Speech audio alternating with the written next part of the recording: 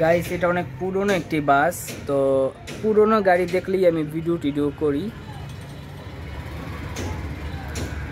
এদিক দিয়ে যাচ্ছিলাম, পরে হঠাৎ চোখে পড়লো, তাই চিন্তা করলাম এটা ভিডিও করে নিই।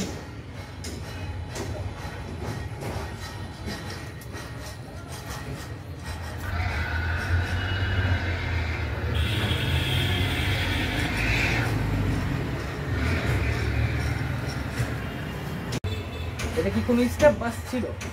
স্টাফ বাস। এটা কত সালের হবে বলতে পারেন? এটা তো বহুত আগের, এটা তো 70-80 এরকম হবে। দেখতেই পাচ্ছেন পুরনো একটা বাসের মধ্যে বসে আছি। এই হচ্ছে স্টোরি।